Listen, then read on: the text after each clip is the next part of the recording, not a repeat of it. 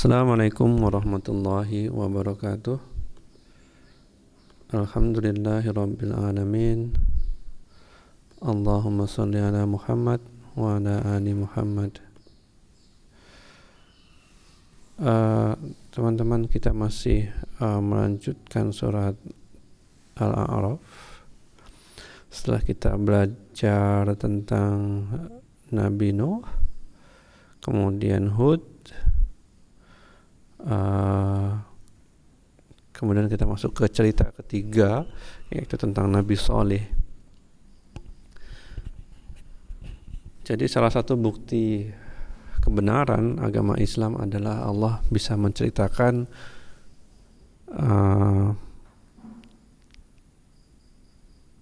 apa saja yang Allah ciptakan dari awal sampai akhir sebagai suatu cerita yang utuh.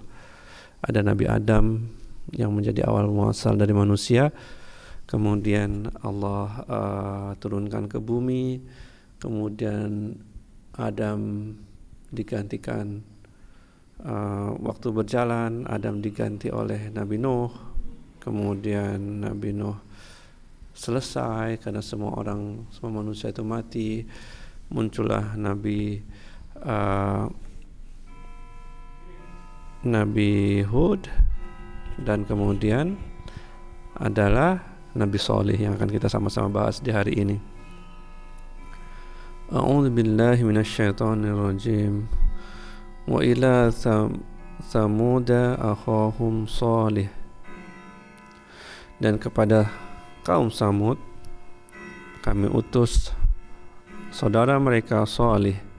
Artinya Nabi Saleh adalah bagian dari Samud, lahir dan besar di kalangan mereka.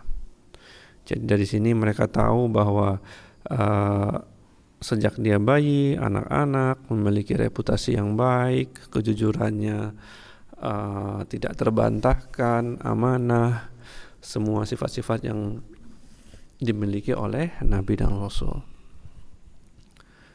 Nah, setelah Saleh besar, Allah angkat menjadi Nabi dan Rasul yang mengemban tugas mendakwahkan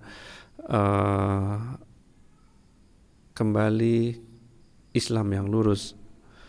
Jadi setelah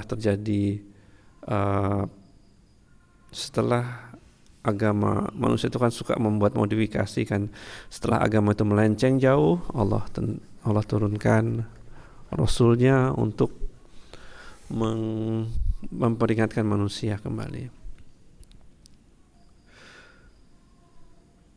Qala ya qaumi ibudullaha ma lakum min ilahin ghairuh.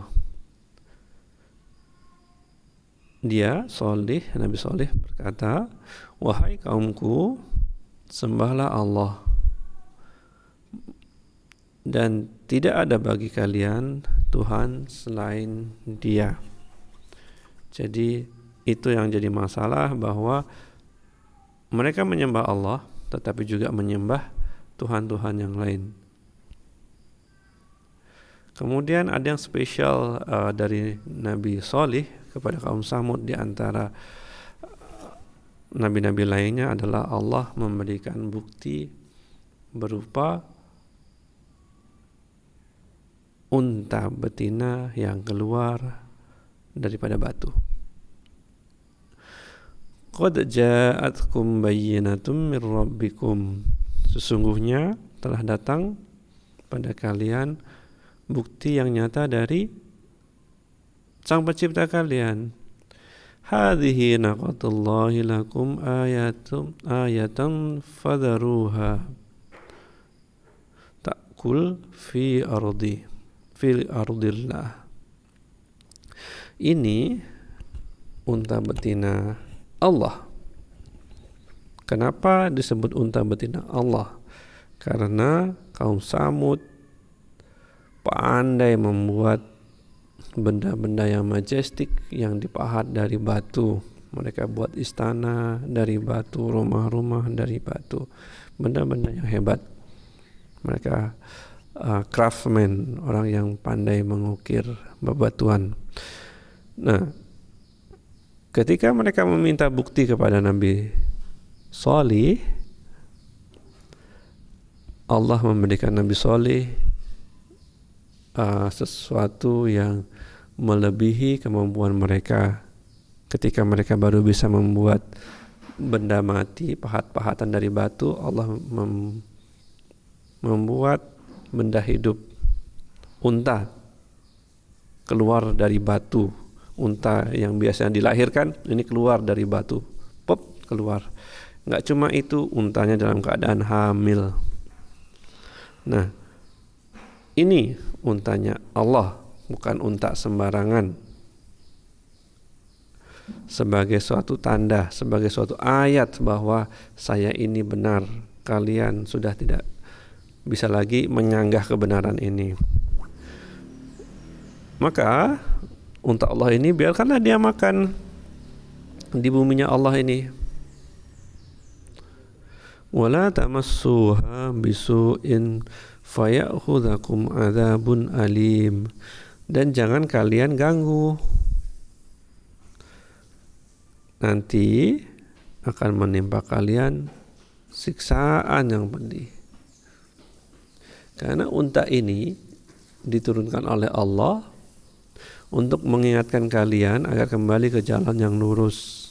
Ketika kalian melihat unta ini, ingatlah bahwa ini spesial, sama seperti kalian yang spesial diciptakan Allah. Maka kembalilah hanya pada penyembahan Allah semata.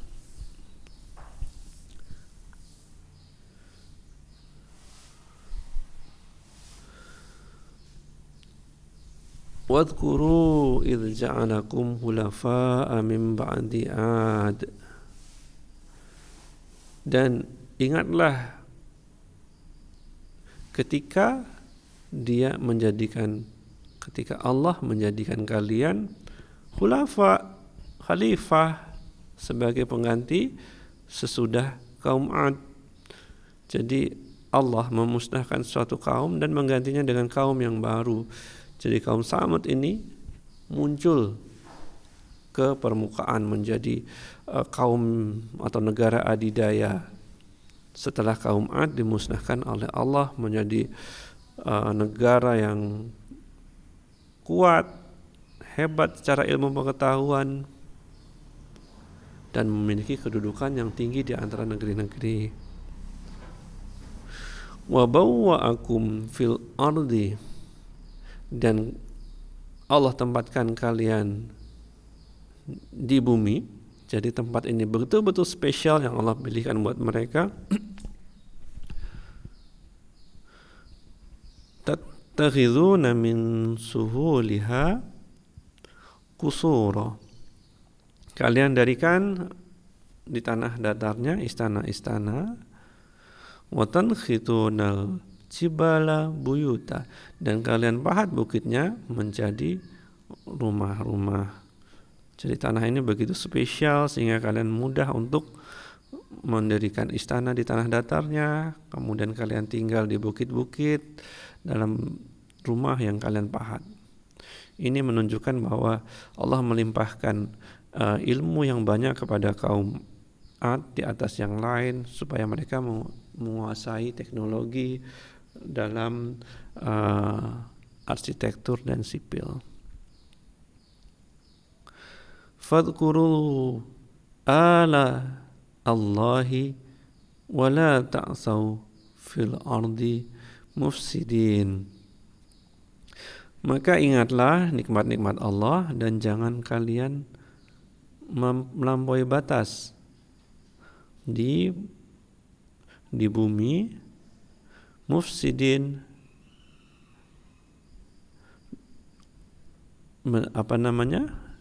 merusak di sini artinya. Jangan kalian tuh melampaui batas dengan melakukan dosa-dosa, menyembah Tuhan-Tuhan lain selain daripada Allah. Dan ingatlah nikmat-nikmat yang sudah Allah berikan kepada kalian berupa kedudukan, kehebatan, kemajuan negara ini. Qala al-mala'ul ladzina istakbaru min qaumihi. Maka berkata malah orang-orang yang posisinya tinggi, terkemuka, kaya, mereka itu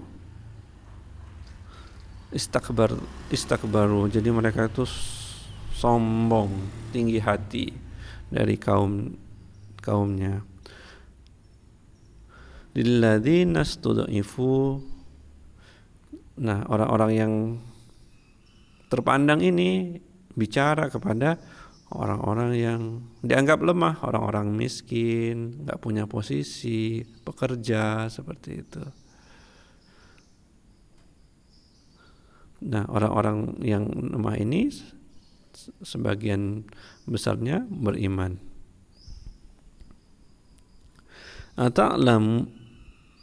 Ata'lamuna anna salihan mursalun min rabbih.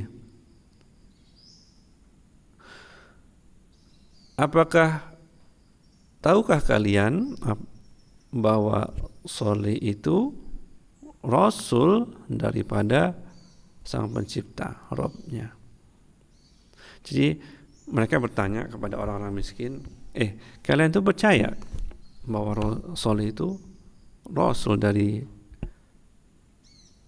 Sang Pencipta? Nah, apa jawaban dari orang-orang yang lemah ini? Qalu inna bima ursila bihi mu'minun. Mereka berkata, sungguh kami dengan apa yang diutus dengannya beriman. Jadi sungguh kami itu beriman kepada Salih, rasul daripada Allah. Qala alladzina istakbaru inna billadzi amantum bihi kafirun. Kemudian berkata lagi orang-orang yang tinggi hati, menyombongkan diri itu, sungguh kami kepada yang kalian imani ini enggak percaya. Kita sih enggak percaya bahwa Salih itu utusan Allah. Dan kenapa mereka disebut orang-orang yang tinggi hati adalah karena Allah sudah turunkan bukti-bukti. Salah satu di antaranya adalah unta betina yang keluar dari batu, tetapi mereka ingkari bukti itu dan dengan sombong berkata, kami enggak percaya. Semua itu sihir. Seperti itu. Fa'aqarun naqata wa'atau an amri rabbihim wa qalu ya salihu tina bima ta'iduna in kuntum minal mursalin. Maka apa yang mereka buat? Mereka bunuh unta betina itu dengan pembunuhan yang menyakitkan, jadi disiksa, bukan menyembelih ya, bukan penyembelihan yang cepat, tapi kematian yang menyakitkan, dengan tujuan untuk mengejek kepada Salih. Karena Nabi Salih sudah berkata bahwa jangan kalian ganggu, jangan kalian siksa unta ini, tapi mereka melakukan apa yang dilarang. Mereka durhaka dari perintah Allah, kemudian mereka berkata kepada Salih, jadi mereka menantang kepada Nabi Salih, ya Salih, datangkan kepada kami ancaman yang kamu sampaikan kepada kami jika kamu itu betul-betul Rasul Allah, betul-betul orang yang diutus. Apa yang terjadi? Fa'awadathumur rajfatu fa'asbahu fi darihim jathimin.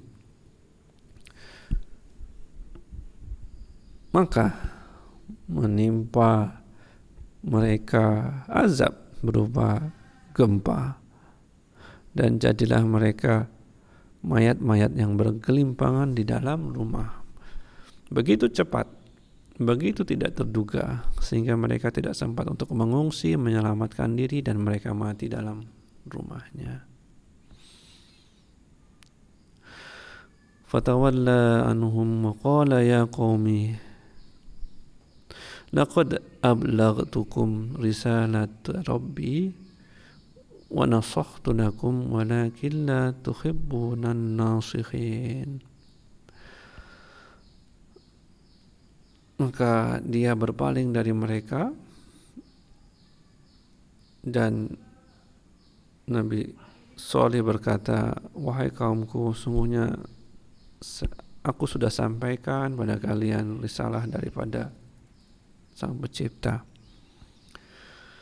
dan aku sudah beri nasihat kalian, tetapi kalian gak suka kepada orang yang memberi nasihat. Jadi itulah yang terjadi kepada kaum Samud dengan Nabinya Shalih. Sunnatullah telah terjadi. Allah azab, Allah musnahkan orang-orang yang mengingkari bukti-bukti ayat-ayat Allah yang sudah Allah turunkan, dan Allah selamatkan para pengikut Shalih. Itu dulu teman-teman, kita sudah membahas dari ayat 73 sampai 79. Assalamualaikum warahmatullahi wabarakatuh.